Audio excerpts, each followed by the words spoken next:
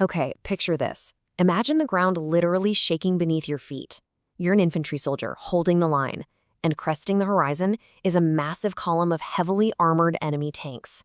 They've got superior firepower, impenetrable steel, and they are heading straight for your position. Welcome to The Explainer. Today we're diving into a high-stakes, life-or-death scenario on the modern battlefield.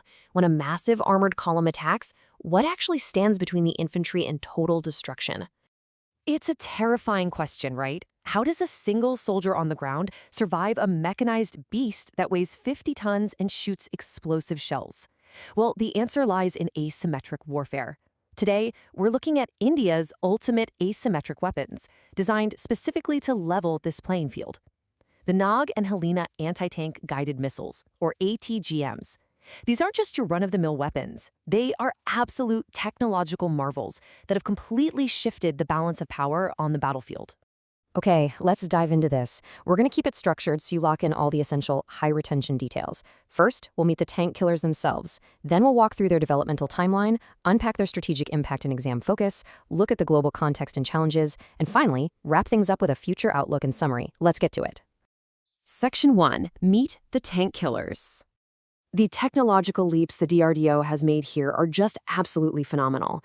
At their core, both the Nag and Helina are third-generation anti-tank guided missiles. Now, you might be wondering, what does third-generation actually mean? The absolute defining characteristic you need to remember is fire-and-forget technology. Unlike older systems where a soldier had to manually guide a missile all the way to the target, putting themselves in extreme, immediate danger, these advanced ATGMs are entirely self-guiding. Once the missile is locked on and launched, it takes over completely. And this brilliantly illustrates just how tactically versatile these systems really are. We basically have two main variants to talk about. On one side, you have the Nag. This is the ground-based variant designed to be fired from a specially modified infantry combat vehicle. On the other side, you have the Helina.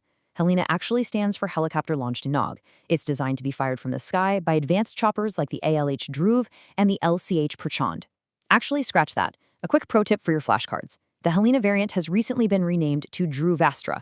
So Nag is for the ground and Helina, or Dhruvastra, is for the air. Moving right along to Section 2, the developmental timeline.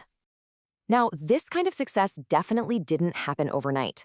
In fact, the Ministry of Defense has only just recently cleared massive induction orders, effectively ending India's historical reliance on foreign missiles, like the Israeli Spike and the Russian Kornet. The Nag actually traces its roots way back to the 1980s. It was one of the original 5 missiles sanctioned under Dr. APJ Abdul Kalam's legendary Integrated Guided Missile Development Program, or IGMDP. But as we move into the 2000s, there's a bit of a gap. The project faced some pretty significant delays. Why?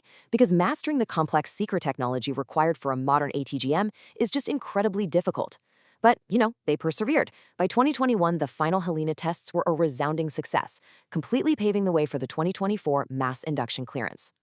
So, what exactly was the massive hurdle that caused those early delays? Well, it was all about the DRDO's ultimate breakthrough, perfecting the Indigenous Imaging Infra-Red, or IIR seeker. Mastering this IR seeker was the absolute key to unlocking that crucial fire-and-forget capability we talked about earlier. Without an advanced infrared eye to lock onto the heat of an enemy tank, the missile literally can't guide itself. But the DRDO completely cracked this technology, and now Bharat Dynamics Limited, or BDL, is actively manufacturing these state-of-the-art seekers right at home. Let's move to Section 3 and see how this builds into our strategic impact and exam focus.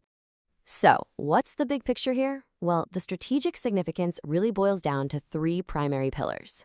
First, in the area of combat lethality, we have the top attack mode, which defeats the heaviest tank armor. Second, for operational safety, we have true fire and forget, which basically guarantees soldier survival.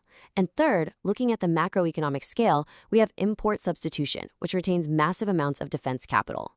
Let's break each of these down so you can see exactly why they're game changers.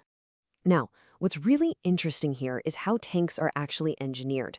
The front armor, it's incredibly thick, specifically designed to absorb direct, head-on hits from other tanks. Trying to blast through the front is exhausting and honestly often totally ineffective. But the top armor, the roof of the turret, it is relatively very thin. The Nag and Helina are programmed to exploit this exact weakness. They don't just fly in a straight line to hit the tank head-on. No way. Instead, they fly up over the target and plunge straight down onto that vulnerable roof, guaranteeing a kill against even the most highly advanced enemy armor. And this brings us to the second pillar. The intense contrast between second-generation and third-generation systems is honestly staggering. With older second-gen missiles, a soldier had to peek out of cover, fire the weapon, and physically maintain a laser aimed at the enemy tank until the missile actually impacted. Think about how incredibly dangerous that is. If the enemy tank spots that laser, they fire back instantly, and the soldier is completely exposed to lethal counterfire. But with the third-gen Nag and Astra, the missile locks onto the heat signature of the tank before it even leaves the tube. The soldier pulls the trigger and can immediately sprint to safety or duck back into deep cover while the missile does all the hard work. It is literally the difference between life and death for the infantry.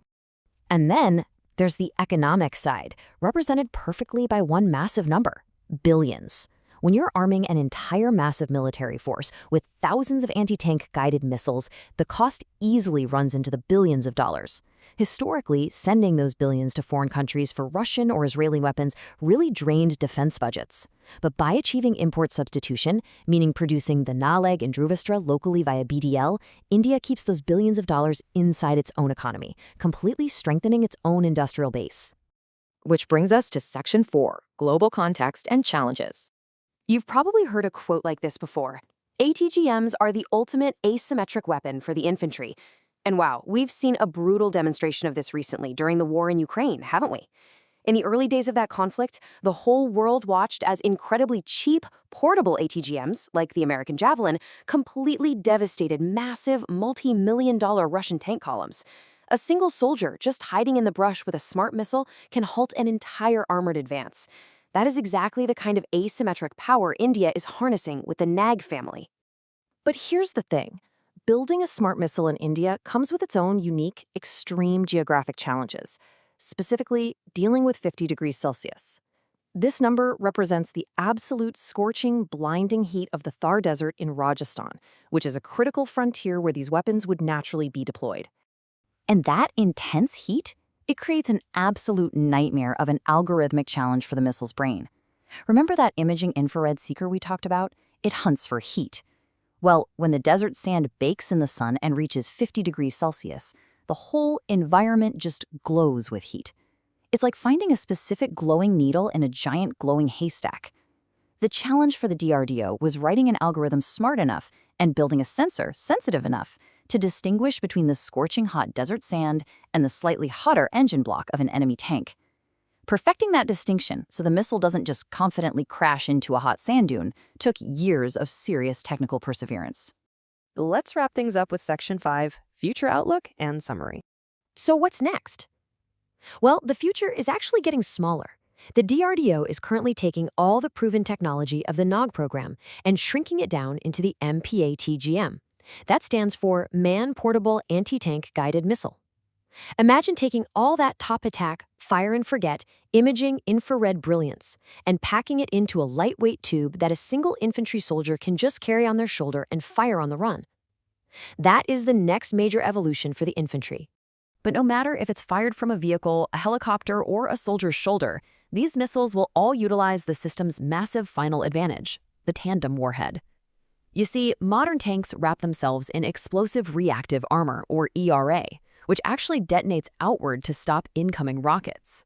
The Tandem Warhead is an ingenious 1-2 punch designed to completely bypass this. Step 1, the first explosive at the tip of the missile detonates the tank's outer ERA layer, clearing the way. Step 2, a split second later, the massive second warhead flies right through that opening and punches completely through the main steel hull of the tank. Boom. All right, as we wrap up, consider this your ultimate flashcard recap. If you're going to take a mental snapshot, do it right now to lock in these high-retention memory triggers. You need to know the variants. Nag is for the ground, Helina, or Astra, is for the air. You need to know it's an ATGM utilizing an imaging infrared, or IIR, seeker. Its tactical advantages are the plunging top attack mode and true fire and forget capability, and its physical lethality comes from that devastating 1-2 punch of the Tandem Warhead. If you've got these points down, you have thoroughly mastered the mechanics and the strategic importance of India's ultimate tank killers. But as the threat on the ground is neutralized, the skies remain fiercely contested. If India has mastered tank warfare with the Nag and Helina, how in the world will they take down advanced supersonic enemy fighter jets next? That introduces an entirely different set of incredible aerodynamic challenges, which we are absolutely going to uncover when we explore the Astra missile. You definitely won't want to miss that. Keep learning, keep focusing, and I'll catch you in the next explainer.